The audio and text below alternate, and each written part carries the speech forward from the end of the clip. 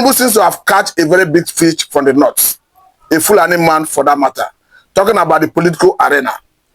This after it had been decided that the man, Kwankwanso, who leads Kwankwanso movement, and the incumbent governor of Kano State, Abba Yusuf, should join APC. This after the residents and voters in Kano State met and decided that both of them should defer to APC. I'll bring you up to speed with the way Daily Post posts it. But this happened at the time opposition is in serious disarray. At the same time, Atiku is bent on contesting. At the same time, the man will be saying, I am not stepping down, or rather, I am not deputizing anyone. I am contesting, I'll be on the ballot.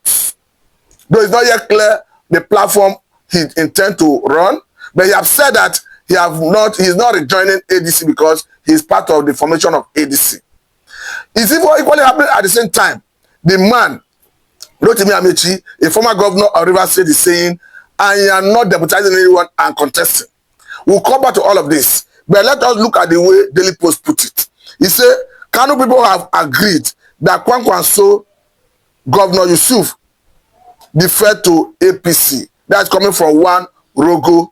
He go for that to say that the Director General of the Protocol, Directorate of Kano State Government House, Abdullahi Rogo, has said that the citizens of the state and voters have agreed that the former governor and incumbent Rabi Kwankwanso and Governor Abba Yusuf should defer to the All Progressive Congress, APC, from the New Nigerian People's Party, NNPP.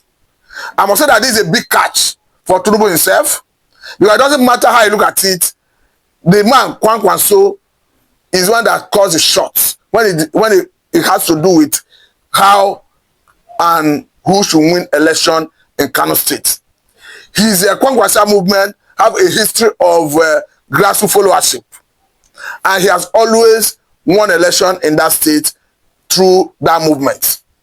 And in Kano State, the major stakeholders are Kwankwanso himself. I may not be counting the governor and the other former governor, talking about Ganduje.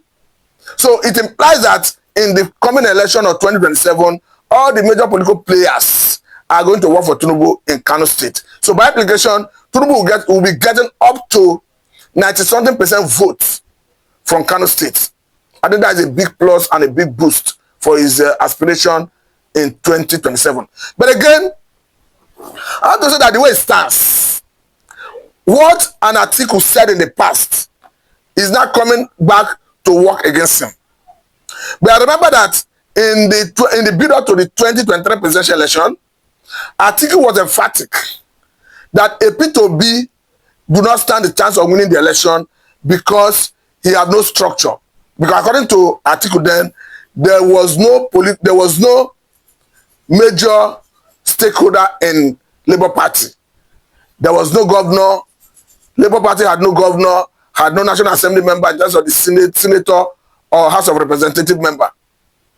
And as you have it, the same fate have befallen ADC, where Atiku is aspiring to contest election. So the question is, if Atiku eventually emerge as the candidate of ADC, which is expected anyway, with the scenario, how can Atiku stand to win the election?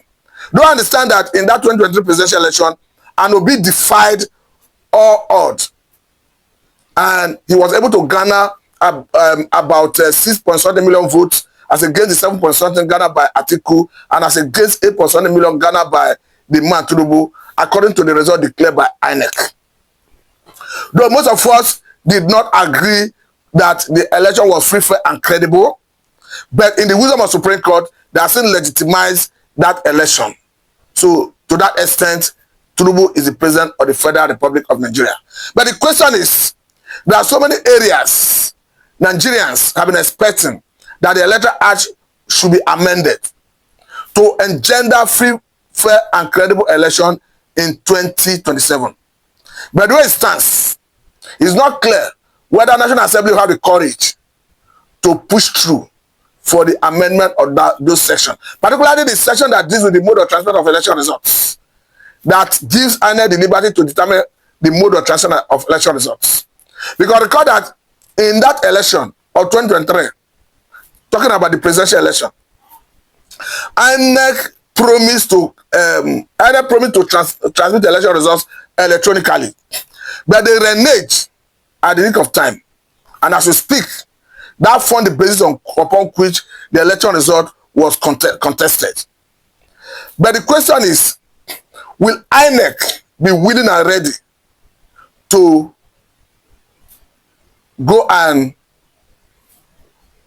will National Assembly will be willing and ready to go and amend that electoral act to ensure that we now have free, fair and credible election in 2027?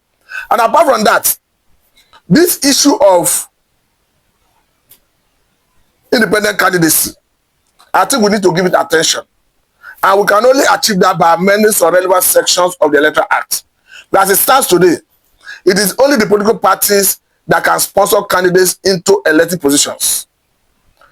And we understand that all the major political parties, before you can contest on their platform, you must have deep pockets.